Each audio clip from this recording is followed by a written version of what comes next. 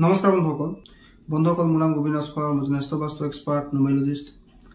বন্ধুসকল আপোনালোকৰ সুবিধাৰ্থে মই চেনেলটোত বাস্তুৰ সম্পৰ্কে সংখ্যাতত্ত্ব সম্পৰ্কে জ্যোতিষৰ সম্পৰ্কে বিভিন্ন উপায়সমূহ আপোনালোকক মই প্ৰদান কৰি থাকো গতিকে যদিহে আপোনালোকৰ মোৰ চেনেলৰ ভিডিঅ'সমূহ চাই ভাল লাগে অনুগ্ৰহ কৰি মোৰ চেনেলটো সাবস্ক্ৰাইব কৰিব ভিডিঅ'সমূহ লাইক কৰিব কমেন্ট কৰিব আৰু যিমান পাৰে শ্বেয়াৰ কৰিব বন্ধুসকল আজি মই যেটো বিষয় আলোচনা কৰিবলৈ আগবাঢ়িছো সেই বিষয়টো এটা অত্যন্ত জৰুৰী বিষয়টো হৈছে শত্ৰুৰ সমস্যা বন্ধুসকল প্ৰত্যেকৰে জীৱনত কোনোবা নহয় কোনোবা এজন শত্ৰু থাকেই শত্ৰু থকাটো কোনো ডাঙৰ কথা নহয় সকলোৰে শত্ৰু থাকেই কিন্তু যদি আপোনাৰ শত্ৰুৱে বাৰে বাৰে আমনি কৰিবলৈ লয় আপোনাক অত্যাচাৰ কৰিবলৈ লয় আপোনাক টৰ্চাৰ কৰিবলৈ লয় কাৰ্যক্ষেত্ৰত হওক আপোনাৰ প্ৰফেশনাল লাইফত হওক বাধাৰ সৃষ্টি কৰে আপোনাৰ ঘৰৰ পৰিয়ালত অশান্তি সৃষ্টি কৰিবলৈ লয় তেনে ক্ষেত্ৰত কিন্তু শত্ৰুৰ পৰা নিস্তাৰ লাভৰ কাৰণে আমি কিছুমান শত্ৰু দমন প্ৰয়োগ কৰিবলৈ বাধ্য হওঁ বন্ধুসকল আগতে মই আপোনালোকক শত্ৰু দমনৰ বিভিন্ন পৰিকৰ সম্পৰ্কে আলোচনা কৰিছিলো আজি মই আপোনালোকৰ লগত শত্ৰু দমনৰ এক বিশেষ পৰিকৰ সম্পৰ্কে আলোচনা কৰিম গতিকে অনুগ্ৰহ কৰি ভিডিঅটো চাব বিশেষকৈ যিসকলে শত্ৰুৰ দ্বাৰা পীড়িত হৈ আছে শত্ৰুৰ দ্বাৰা ক্ষতিগ্ৰস্ত হৈ আছে তেওঁলোকৰ উদ্দেশ্যে মই এই ভিডিঅটো প্ৰস্তুত কৰিছো বন্ধুসকল যিসকল ব্যক্তিৰ শত্ৰুৰ সমস্যা থাকে শত্ৰুৱে তেওঁক বাৰে বাৰে আমনি কৰি থাকে বাৰে বাৰে তেওঁলোকক টৰ্চাৰ কৰি থাকে অপমান কৰিবলৈ চেষ্টা কৰি থাকে ক্ষতি কৰিবলৈ চেষ্টা কৰি থাকে সেই ক্ষেত্ৰত সেই ব্যক্তিজনে সদায় মা বগলামুখীৰ পূজা কৰিব লাগে মা বগলামুখী হৈছে শত্ৰুৰ পৰা সুৰক্ষা প্ৰদান কৰা নৱদুৰ্গাৰ এটা স্বৰূপ গতিকে যদি আপোনালোকে নিজৰ পূজা স্থানত মা বগলামুখীৰ এই চিত্ৰখন লগাই ৰাখে সদায় আপোনালোকে তাত ধূপ চাকি জ্বলাই শত্ৰুৰ পৰা সুৰক্ষা লাভৰ কাৰণে সদায় প্ৰাৰ্থনা কৰে তেন্তে আপোনালোকৰ শত্ৰুৰ সমস্যা খুব কম দিনৰ ভিতৰতে নাইকিয়া হৈ যায় আপোনাৰ শত্ৰুৱে আপোনাৰ আমনি কৰিবলৈ এৰি দিয়ে আপোনাৰ শত্ৰু আপোনাৰ পৰা বহু দূৰলৈ আঁতৰি যায় বন্ধুসকল তাৰ লগতে আপোনালোকে মা বগলামুখীৰ এই মন্ত্ৰটো জপ কৰিব পাৰে আৰু এই মন্ত্ৰটো জপ কৰাৰ কোনো বিশেষ বিধি নাই কেৱল মাত্ৰ আপোনালোকে ভালকৈ স্নান কৰি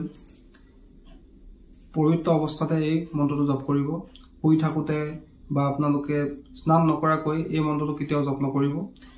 তাৰ পৰিৱৰ্তে আপোনালোকে ভালকৈ স্নান কৰি গা পা ধুই পবিত্ৰ অৱস্থাতে এই মন্ত্ৰটো জপ কৰি থাকিব বন্ধুসকল সেই মন্ত্ৰটো হৈছে ওম হ্ৰিং বগলামুখী সৰ্ব দুষ্টানাম বাঞ্ছমুখম পদম স্তম্ভয় জীৱা কিলয় বুদ্ধি বিনাশয় হ্ৰিং ওং স্বাহা বন্ধুসকল মন্ত্ৰটো মই আকৌ এবাৰ পঢ়ি দিছো ভালকৈ শুনি লওক ওম হ্ৰিং বগলামুখী সৰ্ব দুষ্টানাম বাঞ্ছমুখম পদম স্তম্ভয় জীৱা কিলয় বুদ্ধিম বিনাশয় হ্ৰিং ওং স্বাহা বন্ধুসকল এইটো হৈছে মা বগলামুখীৰ শত্ৰু বিনাশ মন্ত্ৰ আপোনালোকে মনে মনে শত্ৰুজনৰ নাম স্মৰণ কৰি মনে মনে শত্ৰুজনক ধ্যান কৰি আপোনালোকে এই মন্ত্ৰটো উচ্চাৰণ কৰি বা মনে মনে আপোনালোকে যিমান পাৰে জপ কৰিব লাগে এনে কৰিলে মা বগলামুখীৰ কৃপাত আপোনাৰ শত্ৰুৰ যিকোনো সমস্যা দূৰ হয় আপোনাৰ শত্ৰুৱে আপোনাক আমনি কৰিবলৈ এৰি দিয়ে আপোনাৰ শত্ৰু আপোনাৰ পৰা লাহে লাহে আঁতৰি যায় কিন্তু বন্ধুসকল এই মন্ত্ৰটো কেৱল আপোনালোকে পবিত্ৰ অৱস্থাতে প্ৰয়োগ কৰিব যধে মধে ইয়াক প্ৰয়োগ নকৰিব কিয়নো এইটো এটা মা বগলামুখী সিদ্ধ মন্ত্ৰ গতিকে আপোনালোকে এই মন্ত্ৰটো প্ৰয়োগ কৰোঁতে সদায় পবিত্ৰ অৱস্থাতে প্ৰয়োগ কৰিব দ্বিতীয়তে শত্ৰুৰ পৰা নিস্তাৰ লাভৰ কাৰণে আপোনালোকে সুইচ ৱৰ্ড ব্যৱহাৰ কৰিব পাৰে আৰু সুইচ ৱৰ্ড কেনেকৈ ব্যৱহাৰ কৰিব লাগে সেই বিষয়ে কৈছিলো সুইচ ৱৰ্ড সদায় আমি মনে মনে জপ কৰি থাকিব লাগে দিনটোত আমি 5 মিনিট পাওঁ 10 মিনিট পাওঁ আৰু সুইচ ৱৰ্ড জপ কৰাৰ কোনো নিৰ্দিষ্ট সীমা সংখ্যা নাথাকে নিৰ্দিষ্ট দিন বাৰ সময় একো নাথাকে কোনো নিয়ম নাথাকে পবিত্ৰ অৱস্থাতে হওক স্নান নকৰাকৈ হওক শুওঁতে খাওঁতে বহুতে আপোনালোকে মনে মনে খালি সুইচ ৱৰ্ড জপ কৰিব পাৰে আৰু যিমানে জপ কৰিব সিমানে তাৰ পজিটিভ এনাৰ্জি লাভ হ'ব আৰু যিটো সমস্যাৰ কাৰণে আপোনালোকে সুইচ ৱৰ্ড জপ কৰিব সেই সমস্যাটো আপোনালোকৰ খুব কম সময়ৰ ভিতৰতে কম দিনৰ ভিতৰতে দূৰ হৈ যাব শত্ৰুৰ পৰা মুক্তি লাভৰ কাৰণে আপোনালোকে এই বেদিক সুইচ ৱৰ্ডটো ব্যৱহাৰ কৰিব পাৰে সেই সুইচ ৱৰ্ডটো হৈছে ত্যজ্যতে বন্ধুসকল এই সুইচ ৱৰ্ডটো আপোনালোকে মনে মনে জপ কৰিব আৰু লগতে বিশেষকৈ যিজন শত্ৰুৱে আপোনাক আমনি কৰি আছে প্ৰব্লেমত পেলাবলৈ চেষ্টা কৰি আছে সেই শত্ৰুজনৰ নামো শেষত ল'ব ত্যজ্যতে আমুক মনে মনে আপোনালোকে যিমান পাৰে জপ কৰি থাকিব ত্যজ্যতে আমুক যিজন শত্ৰুৱে আপোনাক আমনি কৰিছে তেওঁৰ নামো মনে মনে জপ কৰিব বা আপোনালোকে মনে মনে আৰু এটা সুইচ ৱৰ্ড জপ কৰিব পাৰে সেইটো হৈছে স্তম্ভন মনে মনে আপোনালোকে স্তম্ভন জপ কৰি থাকিব। যিমানে জপ কৰিব সিমানে আপোনালোকৰ শত্ৰুৰ সমস্যা দূৰ হ'ব, শত্ৰুৰ পৰা সুৰক্ষা লাভ হ'ব। তাৰ লগতে বন্ধুসকল, যদি আপোনালোকে শত্ৰুৰ পৰা সুৰক্ষিত থাকিব বিচাৰিছে তেন্তে আপোনালোকে